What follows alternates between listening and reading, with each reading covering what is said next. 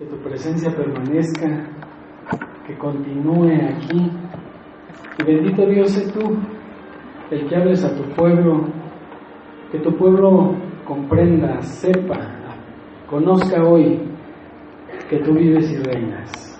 Así que bendito Padre, con alegría en el corazón y con mucho ánimo te damos un fuerte aplauso a ti que vives y reinas, poderoso Dios, el amado de las naciones que eres tú, oh gran Señor. Bendito seas. Cuando pareciera que hoy la iglesia sabe que es una iglesia que pertenece a Dios, pero como que nada más lo sabe de palabra. Cuando a otro cristiano se le pregunta quién eres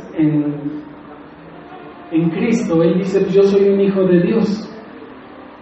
Pero pareciera que el decir soy hijo de Dios es como si fuera como rutina, como que soy hijo, pero realmente a veces no comprendemos o no alcanzamos a entender el verdadero significado de ser un hijo.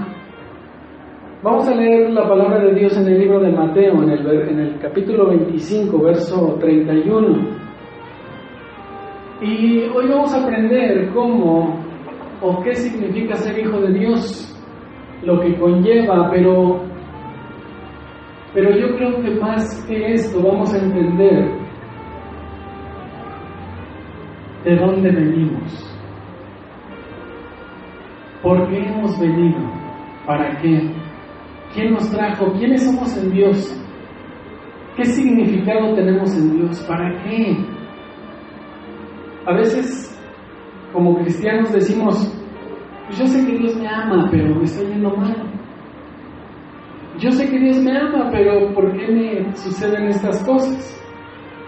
Entonces, hoy vamos a entender el por qué ser hijos de Dios. Dice el libro de Mateo en el capítulo 25, verso 31. Cuando el Hijo del Hombre venga en su gloria y todos los santos ángeles con él, entonces se sentará en su trono de gloria, y serán reunidas delante de él todas las naciones, y apartará los unos de los otros, como aparta el pastor las ovejas de los cabritos. Vea este panorama donde un día Dios va a separar a su derecha a las ovejas y a su izquierda a los cabritos. Pero lo más importante que yo quiero que usted ponga atención el día de hoy, hermano, ¿le podría bajar un poquitito a la música? Ándele así. Al siguiente verso. Fíjese bien lo que dice el siguiente verso. Y pondrá las ovejas a su derecha y los cabritos a su izquierda. Entonces el rey dirá a los de su derecha: venid, benditos de mi Padre, heredad del reino preparado para vosotros desde la fundación del mundo. Si lo dejáramos ahí, pareciera que estamos leyendo una promesa, una bendición de Dios que tiene para aquellos que le aman. Pero vamos a poner atención nuevamente en el verso 34. Entonces el rey dirá a los de su derecha: venid, benditos de mi Padre, heredad el reino preparado para vosotros desde la fundación del mundo. Fíjese bien, en primer lugar nos está diciendo que el rey dirá a los de su derecha: venid, benditos de mi Padre. O sea, que desde tiempo muy atrás nosotros ya somos benditos del Padre. ¿Por qué? Porque del Padre hemos salido. Esto lo hemos venido estudiando, y si usted no se la ha perdido, entonces estará al tanto. Hemos salido del Padre porque estábamos en el Padre, en su pensamiento, en su corazón, en algún momento en el anhelo de Dios que la humanidad existiera, que el hombre existiera, pero con un propósito. Entonces la palabra de Dios nos enseña que cuando Él dice vengan benditos de mi Padre, dice y hereden el reino que ha sido preparado para vosotros desde la fundación. Si Dios ya había pensado y si Dios ya tenía un plan para usted y para mí desde antes de la fundación del mundo, es porque al mismo tiempo Él ya estaba preparando el lugar al que usted tenía que regresar, su casa, su hogar allá en el cielo. Dios nos permite venir a este mundo con un propósito, para que este mundo no te pueda retener, para que este mundo no te pueda opacar, para que este mundo no te detenga por nada, y que no haya nada en él que te enamores de él, para que distraiga tu mirada de Dios.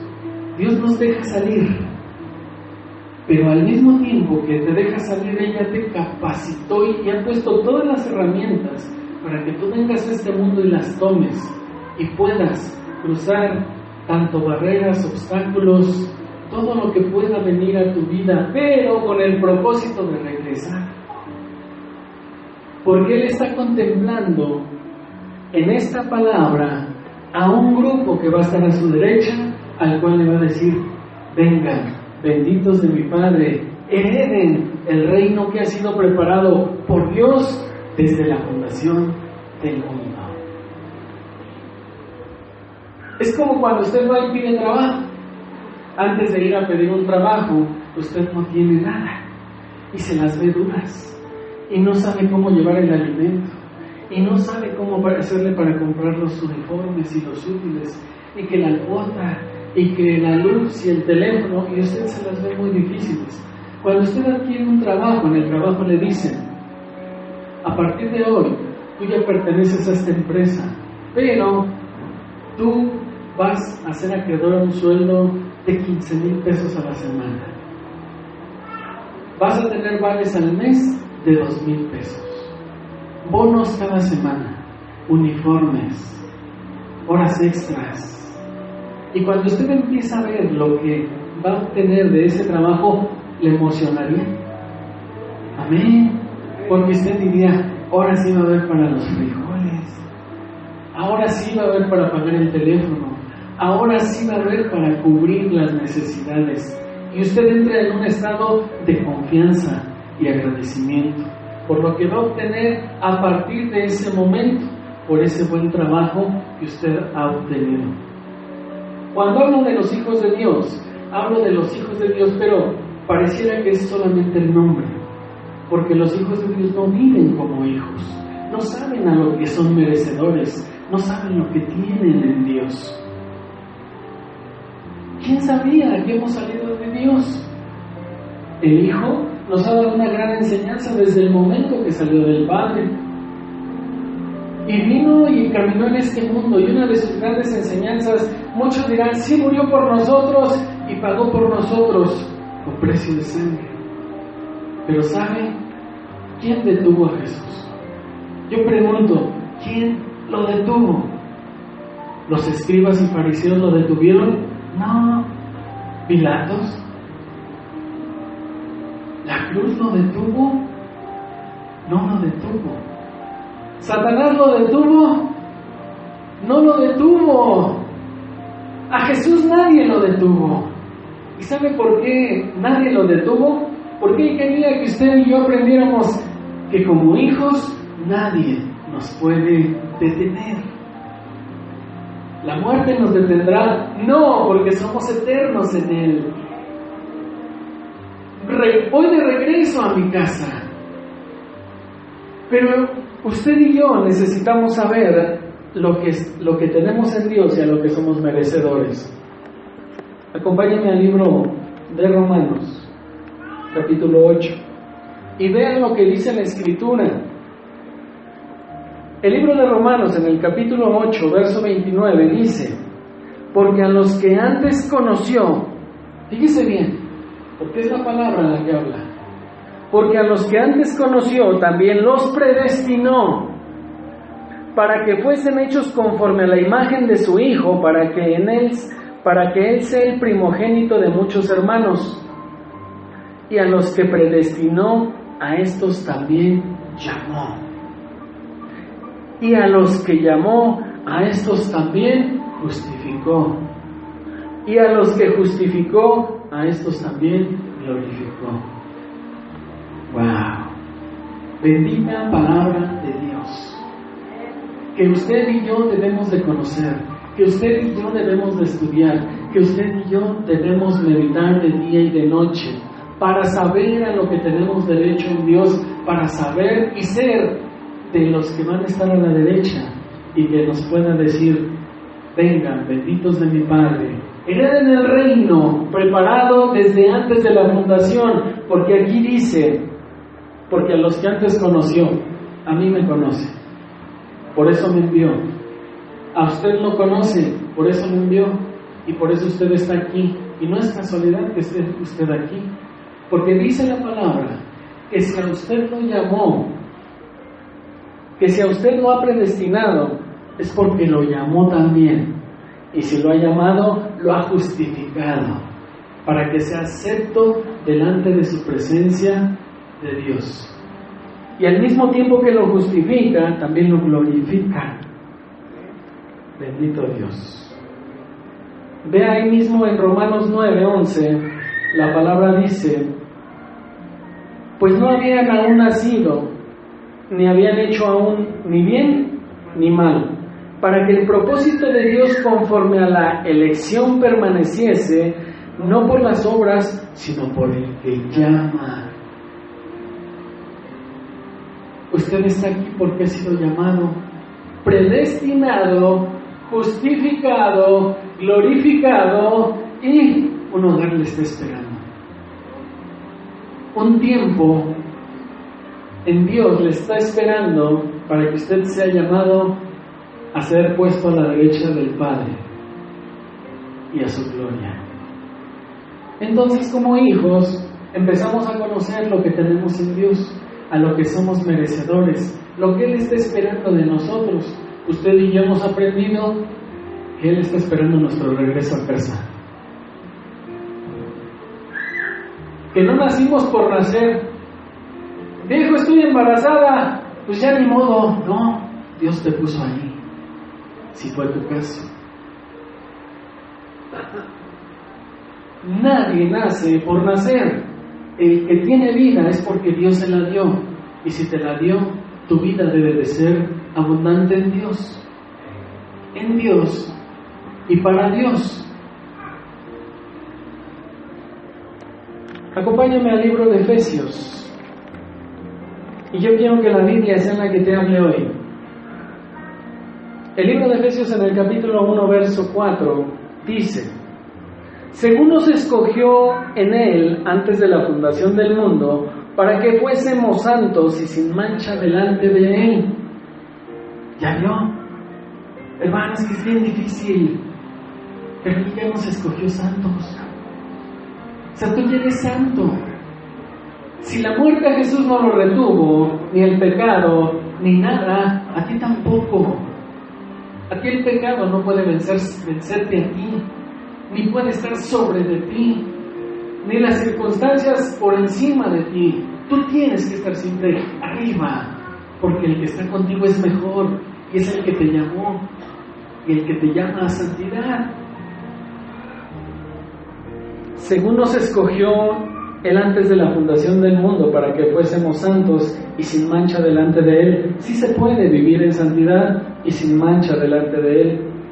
En amor, habiéndonos predestinado para ser adoptados hijos suyos por medio de Jesucristo, según el puro afecto de su voluntad. Hijos llamados, escogidos por Dios. El hombre, si le dijera al presidente de la República: desde mañana trabajas para mí, yo creo que estaría más feliz que nunca. Pero el rey viene y te dice: tú eres mi hijo. Así pareciera que no sucede nada, cuando el mejor de los dioses y de los reyes te está diciendo: mi hijo eres tú, te he llamado en este día. Es motivo de alabanza, es motivo de gloria, es motivo de exaltarle por haber puesto su mirada en nosotros. Él no es cualquiera, Él es el único y el mejor, el verdadero. De Él no se puede hacer una copia pirata, Él es el original. Y tú y yo, que procedemos de Él, no somos copias, Somos hijos legítimos, no bastardos, legítimos, hijos de Dios.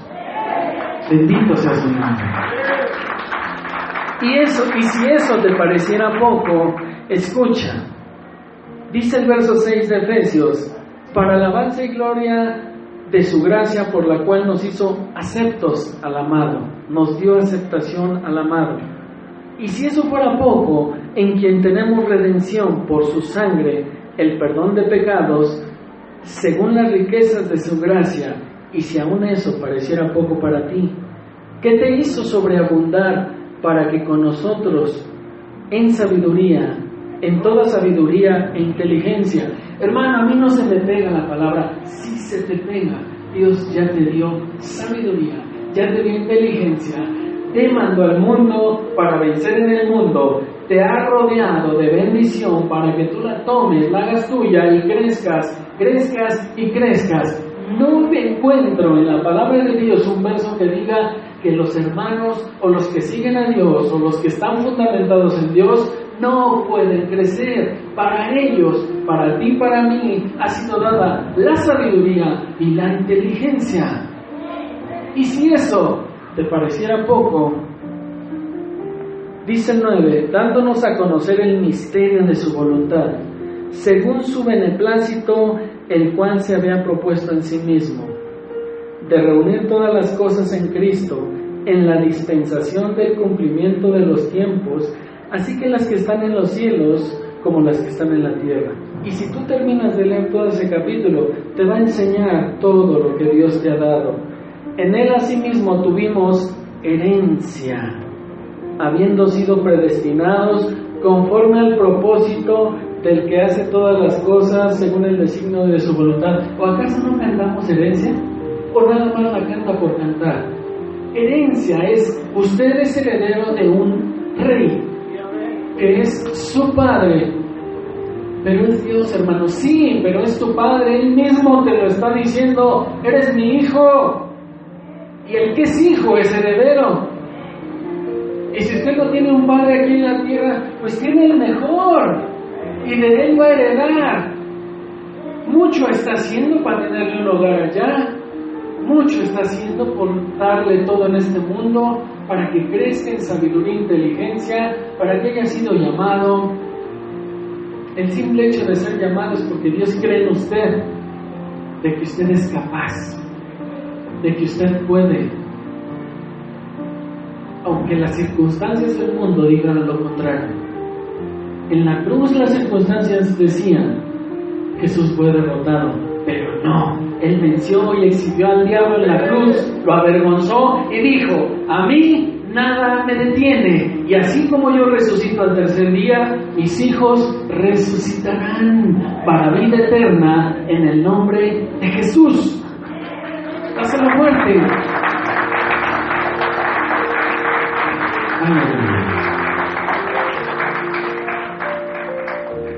Acompáñame a la primera carta de Pedro, en el capítulo 1. ¿Por qué vivir así derrotado? ¿Qué pasó, hermano? Es que me está yendo mal. No. Yo he escuchado cristianos que dicen: es que esta enfermedad, es que a mí, se adjudican, dicen con su boca, amarrando lo malo a su vida. ¿Por qué no mejor vives como el más sano del mundo? ¿Por qué mejor no vives creyendo que aunque en este momento a lo mejor no traes ni un peso en tu bolsa, pero Dios traerá la bendición a tu vida para que no te falte? Te digo algo, casi no me gusta decir esto, pero te lo voy a decir. Si pasa es porque Dios a lo mejor quiere que lo diga. El día martes yo ya no traía un peso en la bolsa por gastos que hemos tenido. Y cuando no tienes dinero te enojas, porque piensas y dices: mañana qué voy a desayunar, y voy a pagar, y la gasolina del carro, y me tocaba verificar, y yo decía: ¿cómo lo voy a hacer? Pero yo determiné y dije: Señor, yo no me interesa nada. Si yo soy tu hijo, entonces el carro es tuyo, la casa es tuya, y todas las necesidades son tuyas. Y si no las cubro, no es tu culpa. Dice, pero yo le dije, pero yo creo que en el último momento, Señor, algo vas a hacer. Llegó el día miércoles, yo iba decidido a ayunar, y a las 11 de la mañana me habla una hermana y me dice, hermano, pase a la casa, le preparé un mole, un arroz, y quiero que se lo lleve a su familia. Tú nunca fallas, Señor. ¿Quién le dijo que no tenía un peso en la bolsa? Y me dijo, ¿sí lo quiere? Pues, ¿cómo no lo voy a creer? 3 días comí mole. Aleluya. ¿Ya ve cómo Dios no nos deja? Dice la palabra de Dios en 1 de Pedro, capítulo 1, verso 2.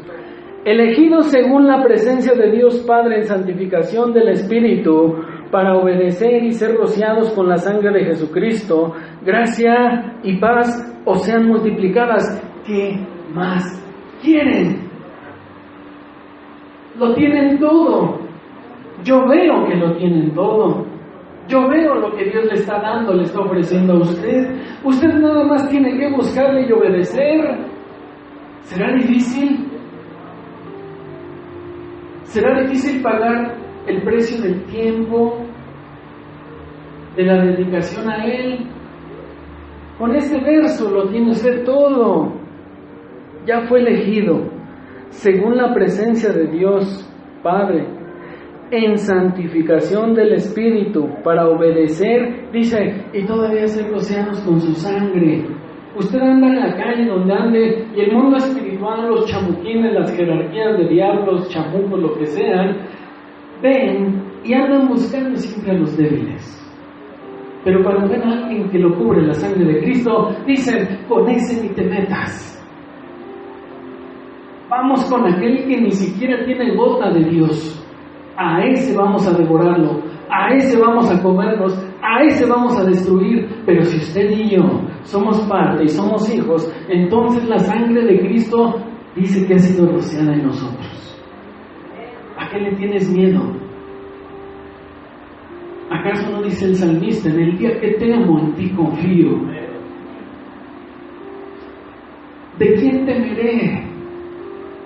Aunque campen millares contra mí, ¿de qué voy a temer? Si lo tengo todo. No temas al que puede destruir tu cuerpo. Tenle temor al que puede destruir tu alma en el infierno. A él sí tenle temor. Bendito Dios. Ahora escucha lo que dice Mateo. Mateo capítulo 21. Mateo capítulo 21, verso 12. Y fíjate bien, porque todo lo que Dios ha hecho, lo ha hecho con un propósito. Y si tú y yo somos hechura suya, ciertamente propósito tenemos en Dios. No eres el que, pues ya está ahí, pues ya te hacemos, no te cuidaste, pues ya está ahí. No, nadie nace si no ha sido enviado, predestinado, justificado, amado, apartado, capacitado, enseñado, y se le ha entregado la inteligencia y la sabiduría para vencer, para ser hijo de Dios y para no temer a lo que pueda venir. Un día, Jesús estando aquí, dice que entró Jesús en el templo de Dios y echó fuera a todos los que vendían y compraban en el templo, y volcó las mesas de los cambistas y las sillas de los que vendían palomas. Antes se usaban los templos para ir a adorar a Dios, para ir y llevar los sacrificios, para ser perdonados. Pero un día Jesús le dijo a sus discípulos y al mundo, dice, yo no he venido a corromper la ley, yo vengo a cumplirla. Y esto le hacía que los fusibles se le volaran a los escribas y fariseos. No lo entendían, no sabían de qué estaba hablando. Dice que Jesús llega y entra al templo, y lo primero que ve en el templo es corrupción, engaño, mentira, negocios, suciedad, basura. Porque el templo era para que en el templo se buscara a Dios, reposara a Dios, su presencia misma descendiera y tuviera contacto con la humanidad. Pero el mismo hombre alejaba la presencia de Dios con sus negocios, porque su mente, su corazón del hombre no estaba en Dios. Por lo tanto, Dios no podía estar en un lugar de corrupción, en un lugar de negocio. Y Jesús se enoja y empieza a aventar las mesas y empieza a tirar todo y los empieza a correr. Y yo quiero pensar que si encontró el guarache o el cinturón o lo que haya agarrado, les empezó a dar, pero estaba en su derecho, porque era su casa, y porque su casa tenía que ser llamada casa de oración, casa, lugar de búsqueda, de comunión. Y el hombre había corrompido eso. Todo era negocio. Un día Jesús le dijo a los escribas y fariseos: derriben este templo y en 3 días lo levantaré. La mente humana pensó que hablaban del templo físico, y ellos decían: en 30 años se levantó, y tú en 3 días. Jesús estaba hablando de Él mismo, y lo cumplió, porque cuando Él muere, 3 días desciende a lo más profundo de la tierra, y en 3 días resucita. Él lo cumplió. Él cumplió lo que dijo. Pero ahora fíjate bien. Cuando Jesús le dice a los hombres que derriben este templo, estaba hablando con este pasaje de cómo el reino de las tinieblas, todo lo externo que es en contra de Dios, va a buscar perjudicarte a ti. Porque cuando Jesús dijo este templo, también estaba hablando del cuerpo. Y en la palabra de Dios se nos enseña que el cuerpo de Cristo, ¿quién es? La iglesia, tú y yo. Van a venir momentos en nuestra vida, ciertamente, de dureza, de prueba, de fuego. Pero Jesús dijo: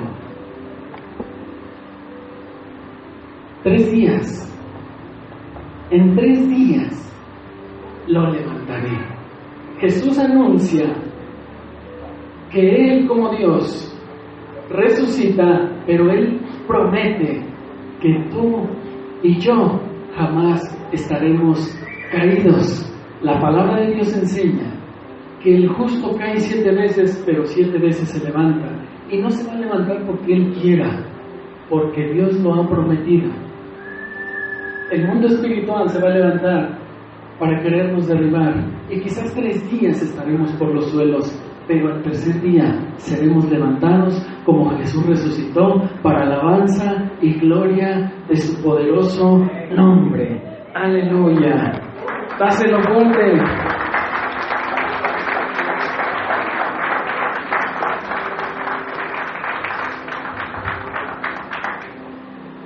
Dice que Jesús entra y empieza a sacar todo lo que no pertenecía al templo.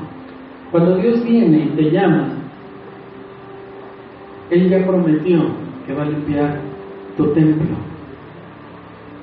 Dios nos mandó, pero cuando estábamos en Él estábamos, porque de Él somos. Pero ahora estamos fuera de Él, por lo tanto no lo necesitamos. Su presencia necesita estar con nosotros. La palabra dice que somos templo del Espíritu Santo. ¿Por qué qué nos habrá hecho templos? Porque Dios nunca quiere estar lejos de ti. Porque Dios no quiere separarse de ti, aun cuando nos ha mandado a este mundo. Él quiere seguir permaneciendo en nosotros. Por eso somos el vaso de barro donde es depositado el vino espiritual celestial de Dios, su Santo Espíritu, su poder, su unción, para que su nombre siga siendo exaltado por ti y por mí. Aleluya. Como que no le quieres creer.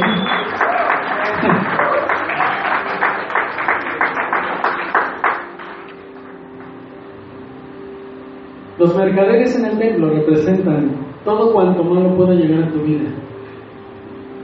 Dios promete que va a venir y va a agarrar la chancla y a chanclazos va a sacar al demonio de tu vida. A cinturonazos o como sea. ¿Qué tienes que hacer? Obedece a Dios. Busca a Dios.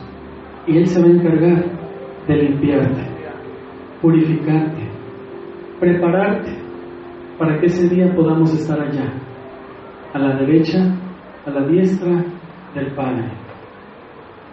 ¿Y sabes todo esto para qué? Para que Él sea glorificado. Con ese propósito, si su Hijo Jesús vino y fue tentado en todo, pero sin pecado, tú y yo podemos lograrlo. Tú y yo podemos llegar y estar de regreso a casa. Pero hay otra cosa. Dice en el siguiente verso: y vinieron a él en el templo ciegos y cojos y los sanó. ¿Y sabes qué? Yo lo creo. ¿Por qué? Porque si te predestinó, te llamó, te justificó, te cubrió con su sangre, yo creo que el reino de las tinieblas también está buscando afectar nuestro templo. ¿Por qué? Porque sabe que es templo del Espíritu Santo. Porque sabe que si el templo del Espíritu Santo se aflige, entonces hay motivo para que tú reniegues, para que tú te quejes. Por lo tanto, Jesús lo sanó. Y aquí dice que lo sanó. Que vinieron cojos y ciegos y lo sanó. Así que yo te digo hoy, si tú crees que en este momento Dios puede quitar una dolencia en tu cuerpo, ponte de pie, ahí en tu lugar. Si tú crees que la palabra es verídica y verdadera y que con soltar la palabra tu cuerpo puede recibir la sanidad porque Él la dio, ahí dice que la dio, ahí dice que lo sanó. No dijo, vengan en 3 años y lo sanaré. Él dijo, vinieron y lo sanó. Y los que han venido aquí, aquí están. Si tú quieres un milagro, ponte de pie.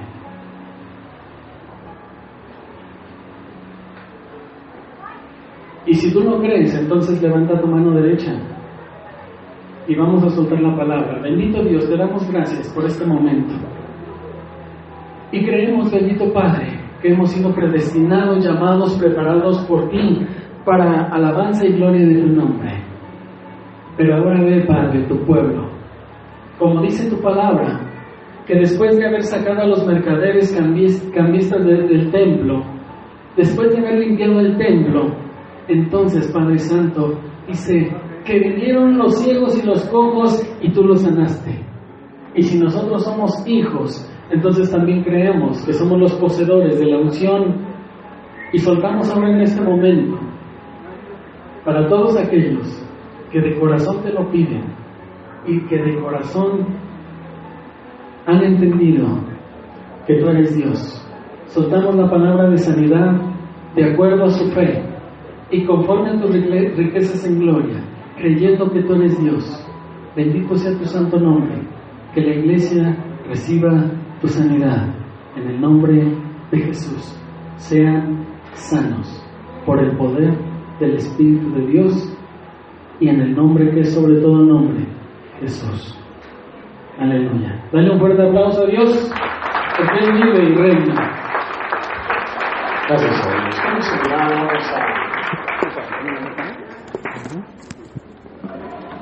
Súbale un poquito la música, Robencito. Vamos a